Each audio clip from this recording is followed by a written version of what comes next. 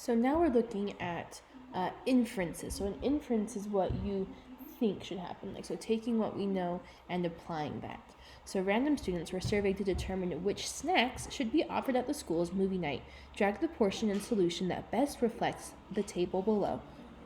So, oh my goodness. The first thing we're going to do is we're going to take a look at what the total is.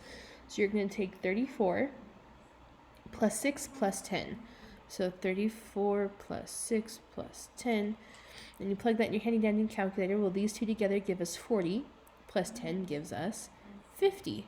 So every one of our fractions should be over 50. Now, if they're not over 50, it might be because it's simplified, and that's okay.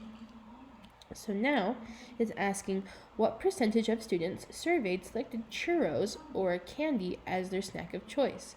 So churros or candy, so that would be 16 over 50.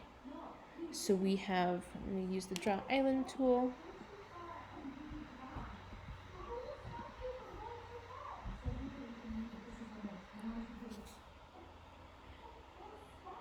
Come on. Okay, so we have 16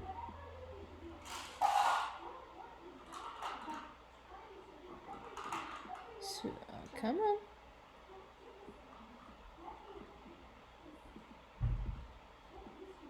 Maybe. Okay.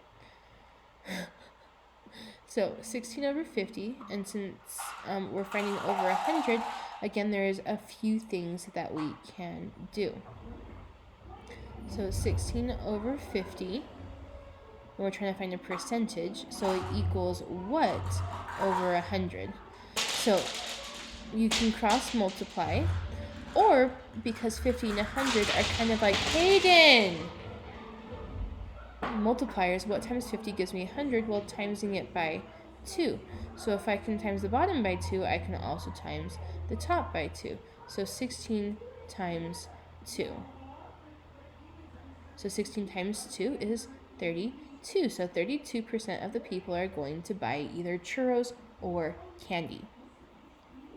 There are 400 students at the school who will be attending the movie night. Using this sample, about how many students are expected to order popcorn. I butched that up, but that's okay. All right, so race. So it says there are 400 students at the school who will be attending the movie night using the sample. Perfect. So we know that 34 out of 50 are going to be buying popcorn, right? So I want to know how many people, if I were bringing 400, would be ordering popcorn. So you're going to go ahead and find this fraction, and you're going to drag it into that box. So now you can cross multiply, or you can find the multiplier, so you can divide by 50. I'm going to do that since they both are very big zero numbers. So I'm going to take 400, and I'm going to divide that by 50, and I get 8. So my multiplier here is 8, because 5 times 8 is 40. And so if I times the bottom by 8, I also need to multiply the top by 8. So 34 times 8 is 272. So 272 people can be expected to buy popcorn. And our last problem, it says there are 400 students who plan to attend the movie night. Using this sample, how many students are expected to not order candy? That means everything but candy. So because there are 50 people in the original sample, we have 40 people who